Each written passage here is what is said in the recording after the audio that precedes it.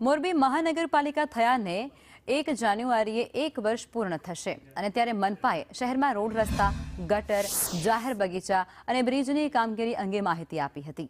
મનપાએ લોકોની સમસ્યાના કાયમી ઉકેલ માટે લાંબા ગાળાના વિકાસના કામોનું આયોજન કર્યું છે.